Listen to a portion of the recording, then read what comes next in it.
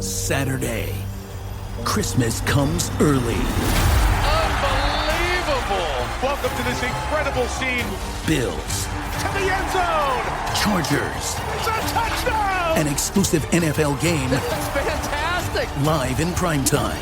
Wow! Only on Peacock. With a Christmas gift to their fans. They're having some fun now. Bills versus Chargers. Saturday, 7:30 Eastern. Exclusively on Peacock.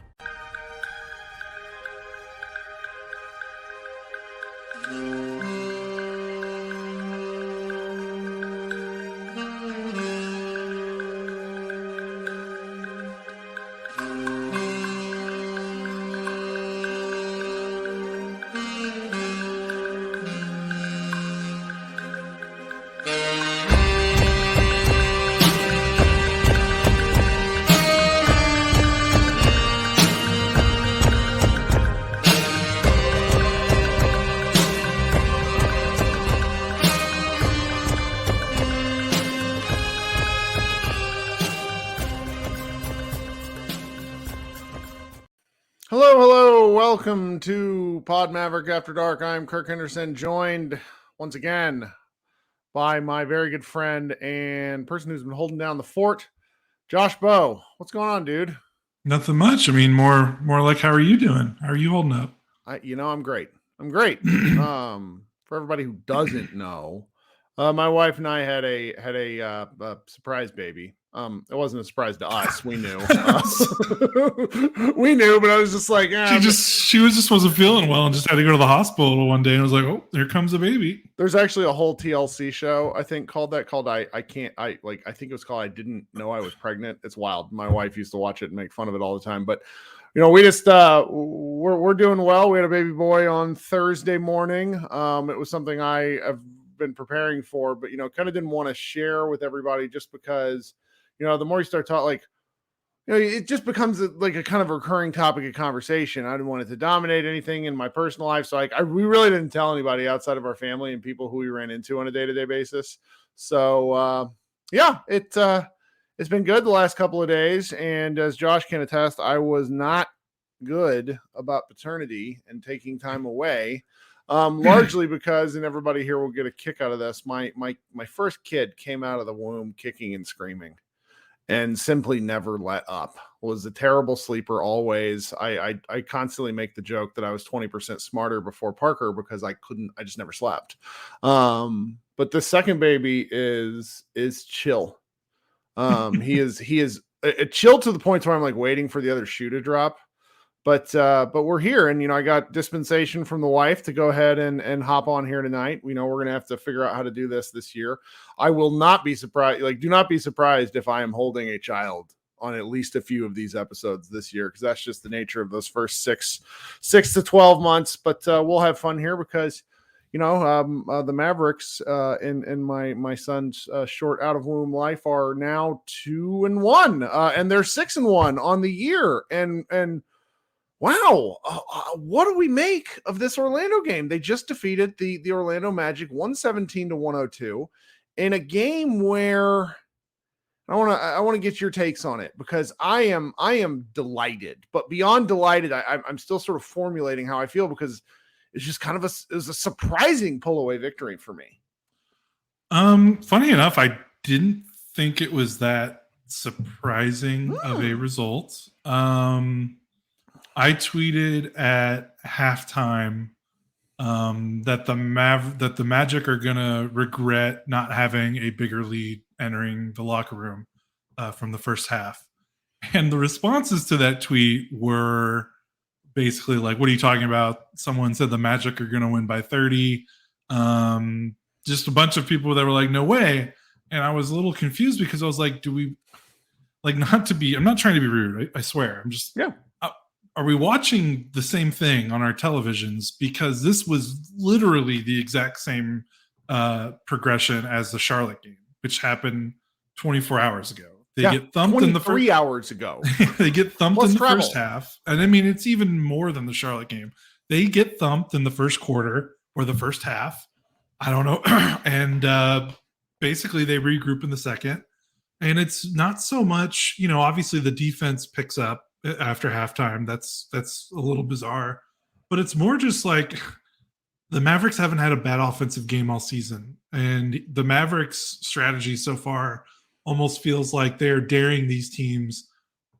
Yeah, you're going to get some points on us, but we dare you to play 4 quarters of elite offensive basketball, because if you don't, we're going to run you off the floor and you're going to get left in the dust. And that's basically what's happened in every win this season. Like, this team just does not have bad quarters offensively. Like, even when they're down 15 at half, they're still productive offensively, even if there might be a lot of turnovers or they're not shooting as well as they want to. They're doing enough to keep the game within arm's reach, and then it's just over in the second half because these teams aren't the Mavericks.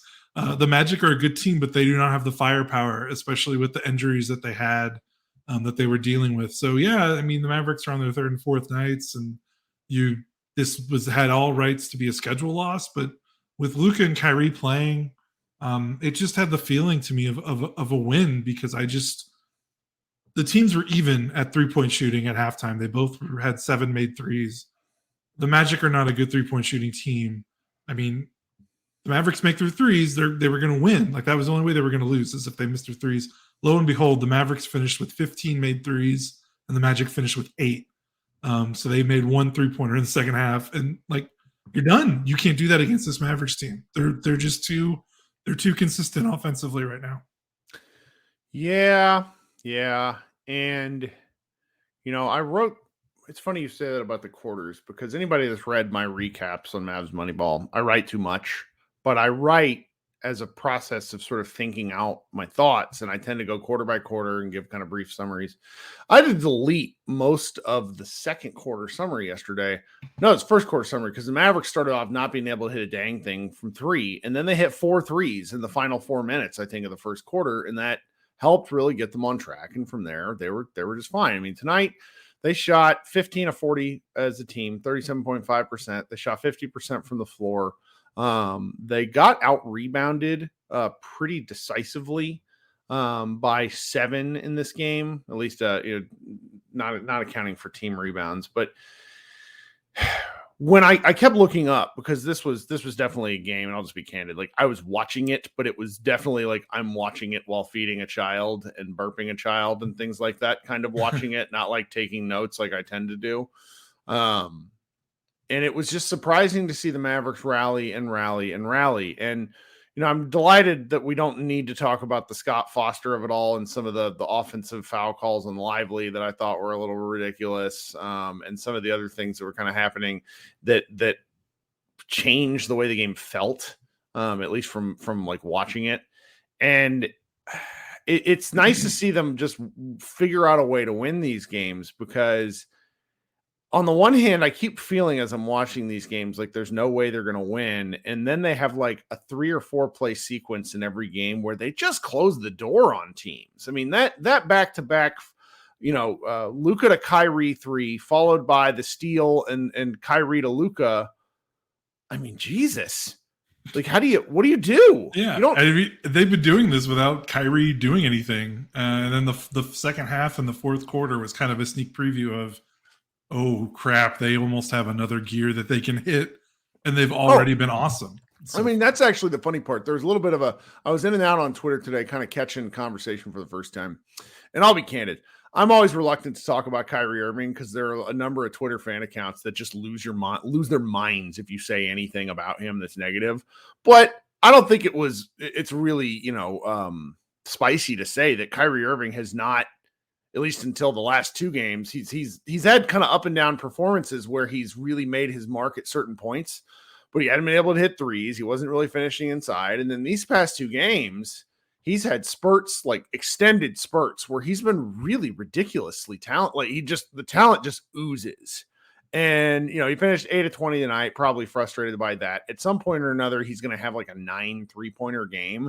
I mean, he's only shooting, I did the math on this, and he's shooting something hilarious from 3-point range. It's under 20%, right? Maybe, let me see here, because it's like last so I he's checked, got it was 4, at 17. 5, 6, 7. He's got 7 total makes on the year, and 12 plus 12, 24, 27. So 7 to 27 for 3, which is just a shade under 25%. Okay. So yeah, no, 26%, excuse me. So it's like he has nowhere to go but up in terms of his offensive efficiency. And if the Mavericks are winning games like this, that should put a little bit of fear of God in teams, like you said. And I feel really bullish about the longer term outcome where, with the exception of the Wolves and the Nuggets, and up until tonight, the Lakers, but wouldn't you know it, Anthony Davis got hurt again. Teams that have a lot of size are going to continue to give the Mavericks problems, which is why I thought Orlando was a little bit of a trap game because Orlando is big. But they were missing Wendell Carter, which is huge. Mm-hmm. He's their starting center. So yeah. Sorry, go ahead. No, that's. But they even though like I can't say that the guy. Let's see, he was Luka played them this summer. Wagner. No, who's their backup? Their center. Goga. Oh, okay. He's from. I'm pretty sure he's from the Republic of Georgia. They're just huge, like just lots of big people.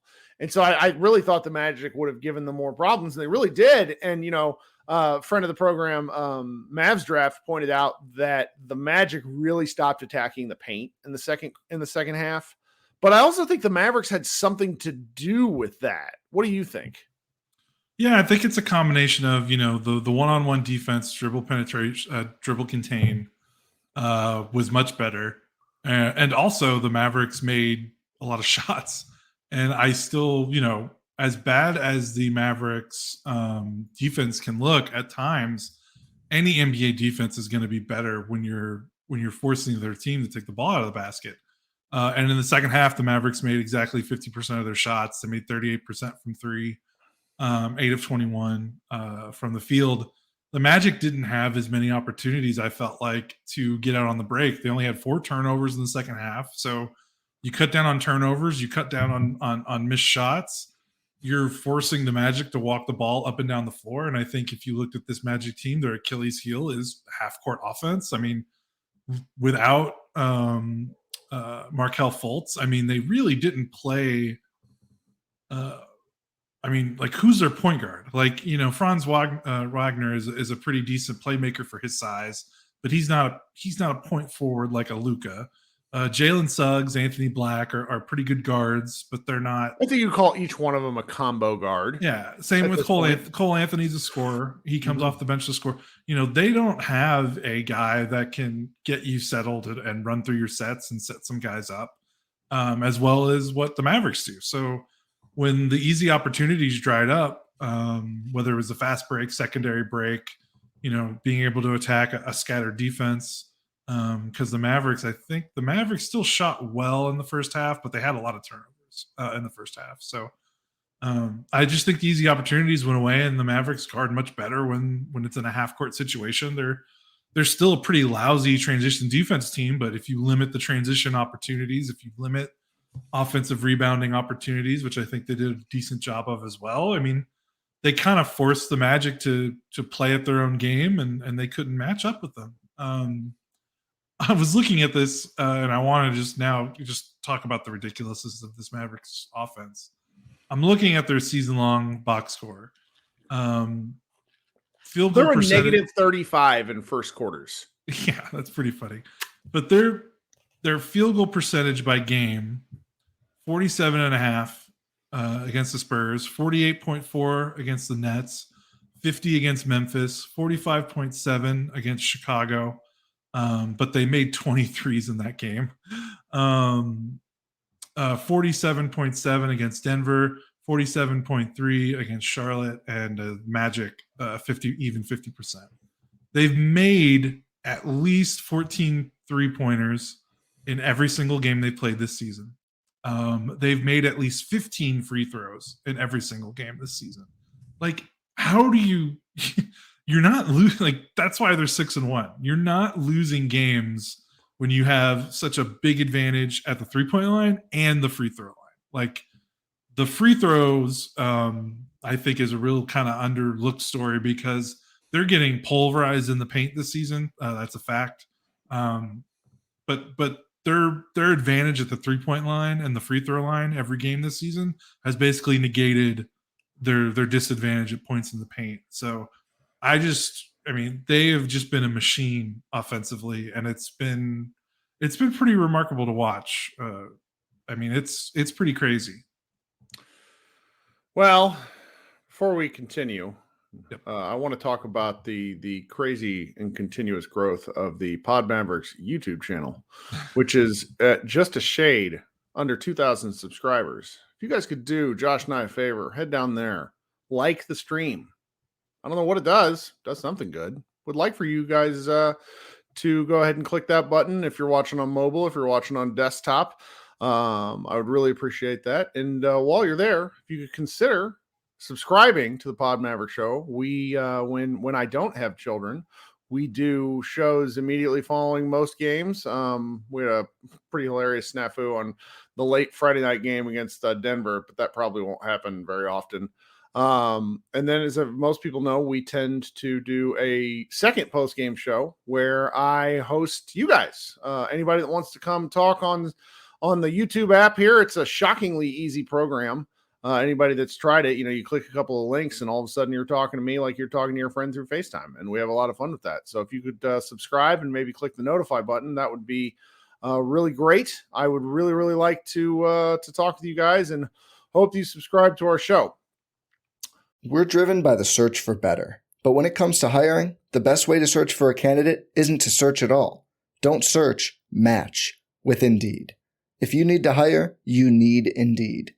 Indeed is your matching and hiring platform with over 350 million global monthly visitors, according to Indeed data, and a matching engine that helps you find quality candidates fast. Ditch the busy work. Use Indeed for scheduling, screening, and messaging so you can connect with candidates faster. And Indeed doesn't just help you hire faster. 93% of employers agree Indeed delivers the highest quality matches compared to other job sites, according to a recent Indeed survey. One of the things I love about Indeed is it makes hiring all in one place so easy and streamlined so I can spend more time on the rest of my business. Leveraging over 140 million qualifications and preferences every day, Indeed's matching engine is constantly learning from your preferences. So the more you use Indeed, the better it gets. Join more than 3.5 million businesses worldwide that use Indeed to hire great talent fast. And listeners of this show will get a $75 sponsored job credit to get your jobs more visibility at Indeed.com/Blue Wire. Just go to Indeed.com/Blue Wire right now and support our show by saying you heard about Indeed on this podcast. Indeed.com/Blue Wire. Terms and conditions apply. Need to hire? You need Indeed. All right. So the causes for concern have to be the defensive weirdness in first halves, because I think you could make the case that their one loss was because they got blown off the floor in the first half and then had a struggle getting back into it. However, they played an offensive team actually that could match them also for 4 quarters, like Denver's. So they couldn't outshoot their way back into the game because it's Denver. So what on earth do the Mavericks do to get themselves into things defensively? Because I don't really have an answer other than they keep closing the door on teams, not just on offense, but defensively in the second half. What are they not doing in the first half that they're doing in the second half? That's a tough question to ask. I have an answer. Well, okay, you have an answer. Well, then you go first then, because I don't think I have a clear answer right now. Heard this theory today. This is not my theory, but if you listen to the All NBA podcast, it is a brand new podcast with my friend Adam Mares and ESPN's Tim Legler. It is basketball for basketball people. I really recommend this show. It's on 3 to 4 times a week. They talk about X's and O's from across the league. They really love the game. It's not a lot of narrative based stuff, but Tim Legler's theory was that Luka basically loafs it until the fourth quarter. Wait, what? His theory, I think it was Legler today. It was either Legler or it was Tim Bontemps today. I listened to 3 or 4 Mavs centric podcasts, but somebody on one of the shows I heard today was like the Luka kind of loafs it defensively and then really tightens up in the fourth quarter, which is where the Mavericks keep pulling away from teams. I don't think that's true because I've watched these games pretty closely. I think Luka's doing a pretty excellent job defensively throughout the whole game, but I don't have a good explanation other than, are these guys just trying harder after Kid gets into them at halftime? Some of that, maybe some adjustments. I mean, they had 10 turnovers in the first half, and they had 4 in the second in this game. They 1 point off turnover, like very few points off turnovers in the second half. Right. So, I mean, I really think it's just a matter of them cleaning up the game a little bit and controlling what they can control on their end. I think they do a better job at taking away the easy stuff in the second half. So again, limiting transition opportunities by limiting your turnovers, limiting transition opportunities by just running better, being better offensively. Because I did say it's not to say that when I was like, they kind of force teams to play perfect offensive games for 4 quarters. It's not like, the second quarter, they weren't great shooting the ball tonight. I think they were 2 of 10 from 3 in the second quarter. And when you miss threes, that's transition fuel when you miss 3-pointers. So they aren't perfect through all 4 quarters, but they do definitely keep within arm's reach. They don't have these like cold quarters where they score like 15 or 16 points. So I think it's just a matter of them controlling the things that they can control. Tim Hardaway Jr.'s defense seems to get a little better. He was prime space cadet candidate off the ball in the first half tonight, and then he just cleaned that up a little bit in the second half. I don't know if that's coaching.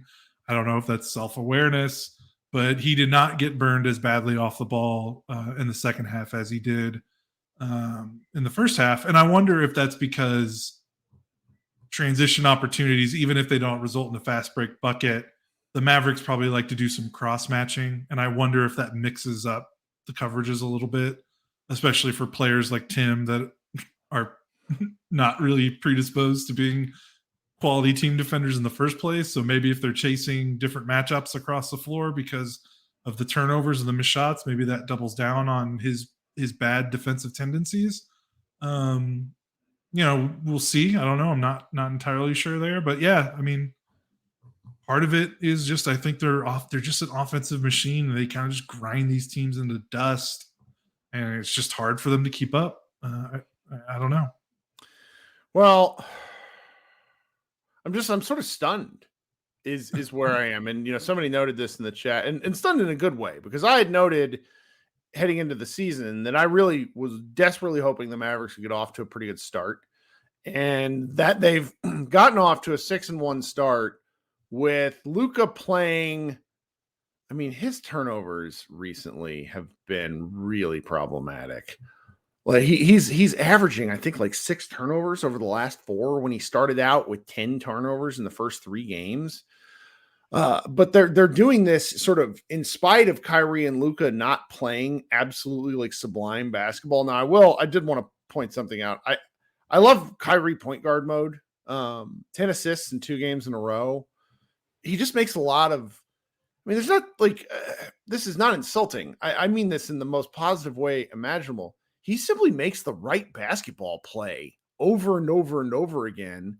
And it's fun to watch somebody other than Luka Doncic do that. And so I love him like running the offense. I want them to kind of continue this, because if Luka's able to if they're able to get away without Luka scoring 35 points a game, that's just huge. Yeah, Kyrie for the season has 29 assists and 7 turnovers. God, that's fantastic. Yeah, so that's really good. And I mean, you think about last season before the trade, who was setting anyone up on this team besides Luka? Because they lost Brunson. They didn't replace him with another guard that's capable. This is kind of what it looks like when you actually have another high quality offensive creator on the floor. And that's why it looks so much different than, at least the first part of last season. And then the second part of last season, trades it's tough to come in with a trade. They were still great offensively, Luka and Kyrie, but having a training camp and an off season under your belt, I think makes a world of difference. I think you're seeing that pay off in a big way. And they just have the Mavericks finally subscribed to the long-standing theory of acquire better basketball players and your basketball team will be better. Quietly, Grant Williams had a really productive night. 13 points on 9 shots. Again, it's not necessary. He's not setting people up, but again, they're just even Derrick Jones Jr. He only had 5 points, but I thought his defense was really good in the second half. He had 2 blocks as a wing, which is really nice. Dwight Powell, now a bench player. Tim Hardaway Jr., a bench player. Even Josh Green. Like, I'm sorry, Josh Green stands, but him being a bench player has worked so far for this team, I think. I don't think I would make a lineup change yet.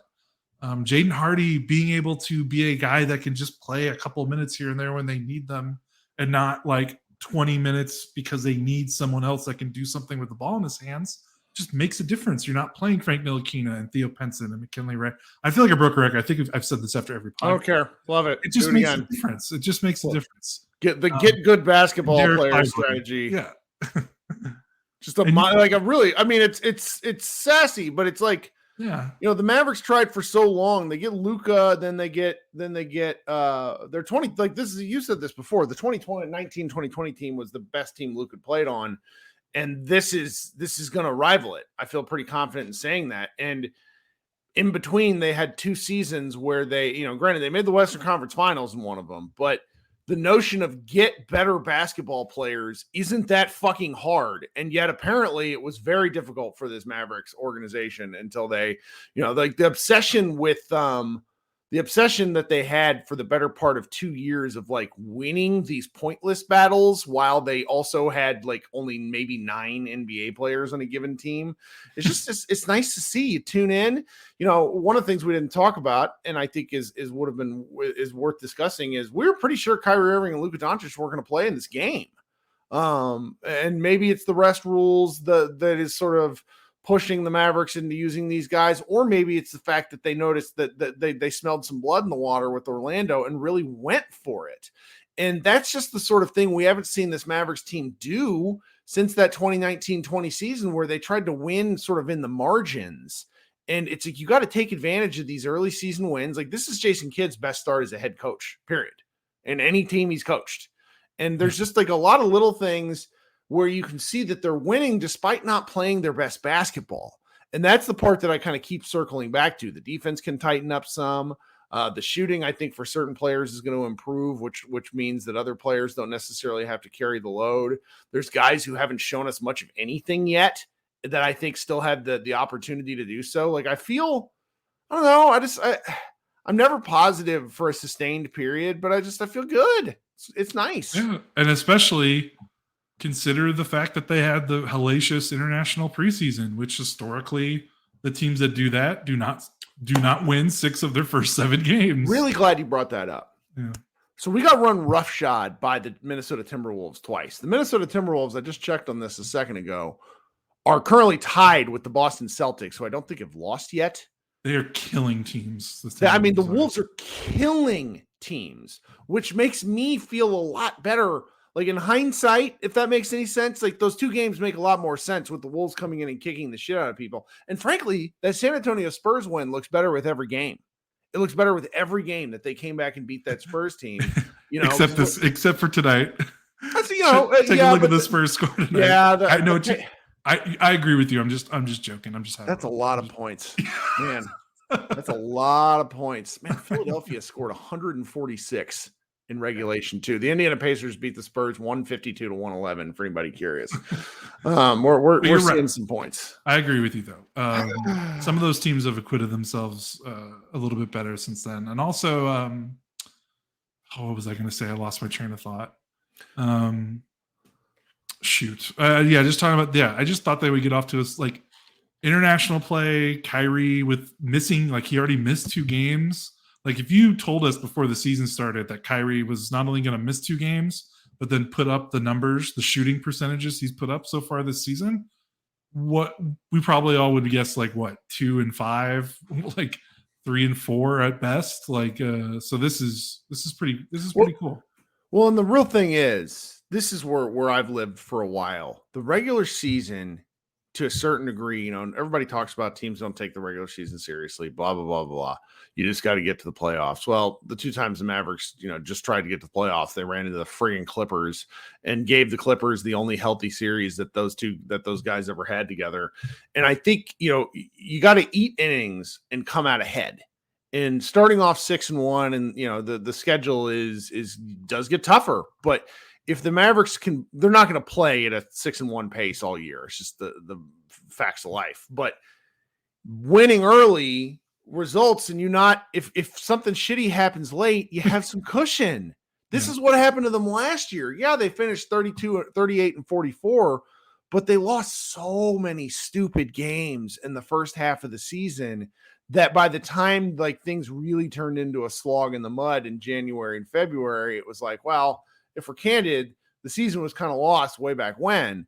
And it's, everybody is just sort of catching up to them over time. So it's like every little win, even if it's an ugly win, which is like that Charlotte win last night, I'll take it. I would rather be lucky than good and then figure out how to become good over the course of the year. Yeah, for sure. I agree. One more thing I wanted to hit on before we get out of here. I don't know what else you wanted to talk about.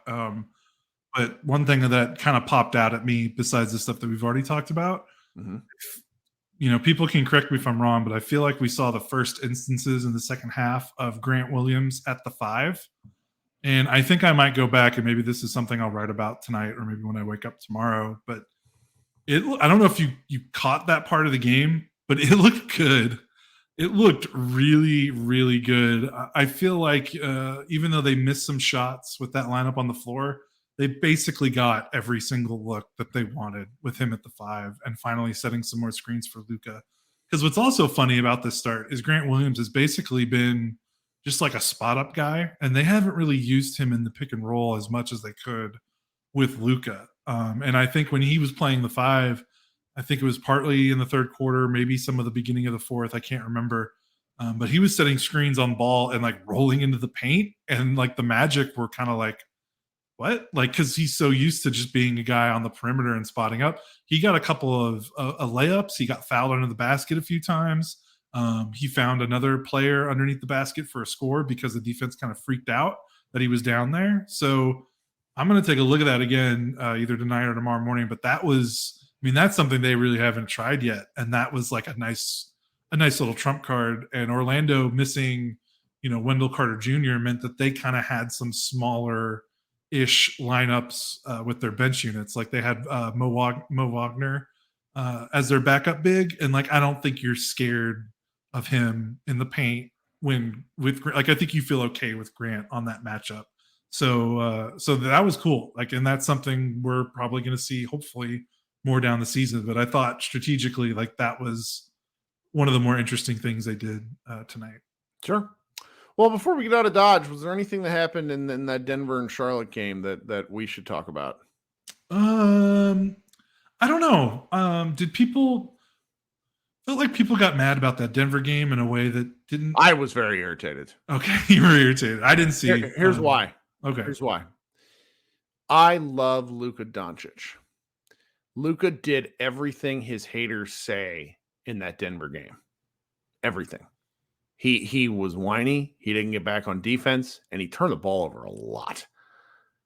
He turned it around in the second half, but it was a little too much too late.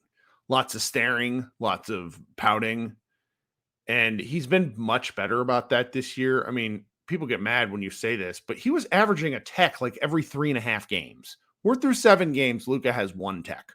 That's important. And how many techs did he get rescinded last season? There is progress. So for the people who say there's not progress, they don't want to see it. But I hated to see that on the national stage because that's when people tune in. There's this one ringer guy who's not even a basketball guy named Van Lathan who's just I'm so tired of seeing this shit from Luka. I don't want to see it. And it's it's a bad impression. It's I give people a bad impression and they never let up. That just is a fact. And Luka does the same thing. And it just people don't want to let go of those sorts of things. And I wish when it comes to winning time in real situations, I choose Luka 99.9% of the time, period. He's my guy. I believe in him. But I hated that element of it. I'm glad they tightened things up a bit. I didn't like, I feel like granted, we talked about this a little already. The Mavericks are playing great, but I cannot help but shake the fact that I feel like that they are very small. They're very small. Every person that tells me they love Josh Green, I'm like, guys, he's 6'4". Like, when you see him next to Aaron Gordon, and again, NBA champions, okay? But that's the point. It's a measuring stick. When you play Derek Lively at 7'1", Grant Williams at 6'5", and Josh Green at 6'4" is like your 3-4-5 combo against Aaron Gordon at 6'8", Michael Porter Jr. at 6'10", and Nikola Jokic at 6'11", you're losing that most of the time, right? That's just where I am. Yeah. It's okay. I understand, because Denver, this Orlando team was the second best team they played all season, and you can argue Orlando is going to be Not great. what? Yeah, like they're solid, they're talented, but they're going to be what, like a 6, 7, 8 range in the East. So Denver was really their first opportunity so far this season to be like, okay, let's see what's different. And it kind of felt like, okay, well, they're not there yet. But my thing is, it's kind of like, yeah, it is okay, because you can't get there, and you can't go from 38 wins to being better than the defending champs. You're right. In one summer. But You're I right. also understand the way that it happened was a little disappointing. I also slept maybe 2 hours. Like, I powered through that game with like enough C4 coursing through my veins to power the sun. So, it's just the nature of things. Oh, my buddy Josh McSwain. How did you work in another Josh Green shot at this point? Oh, don't worry. We got a whole article coming out tomorrow that might explain why Josh Green is not a starter yet. That is going to, I think, set Mavs Twitter ablaze. I cannot wait. It's well researched and fair. It's not. And it's not even a criticism. It's like, this is what's happening. If he is to become a starter, this is the thing that needs to happen. Right. But I'm really pleased, because there's overall where we are this year, 6-1, really fantastic, with so much room for improvement. That's what I'm really psyched about. So, and they'll need to see that improvement shortly, because we were talking about measuring stick games. They're going to have about 4 or 5 of them in the next 2 weeks. At least on paper. I mean, I thought somebody in the chat just asked, is Zion hurt again? And like, that changes the course of things. Like, the Anthony Davis hurt his groin. Like, this is just, you get 10 to 12 games in the year, things start happening. And the Mavericks started off the year with some of those things happening. Kyrie Irving hurt. So we'll see where things go. Okay. Yeah. Still fun. This is a fun season so far, for sure. Anything beats the hell out of last season. So. Oh God, yes. Can't even contextualize that. Okay. I don't really know. All right. I'm going to come back live here in about 20 minutes. So if you guys will go, when you feel like exiting the show, go back, hit the notify me button, join me, come up on, I keep calling it on stage. But that's not correct. Come up here and talk basketball with me. Have a good time. It's early, 9:40. This is weird. And we'll come hang out for a little while. Until then, if you want to head over to MavsMoneyball.com, we'll have a couple of posts up. There's no basketball tomorrow. The NBA doesn't have basketball on election days, which, if you didn't know, it was an election day. It's an election day in certain states. So they just give everybody the whole day off to get out and vote, if that is something you're interested in doing. So we'll have at least 3 posts up tomorrow. I'm pretty excited. You have a Luka one up that I'm really in. Our homie SJ has a good post coming up, and I think we'll probably write at least one. You said you might write something, so we'll have some nice stuff up. So head on over to MavsMoneyball.com. We'll be here. Like and subscribe, and hey, leave reviews too. I've been reading some of the reviews that I just missed, and it's great when I read one from like 4 months ago and I piss someone off. But also the praise, like that stuff too. This has been Kirk Henderson and Josh Bowe. Thanks so much for hanging out, and we will talk to you guys soon. Go Mavs.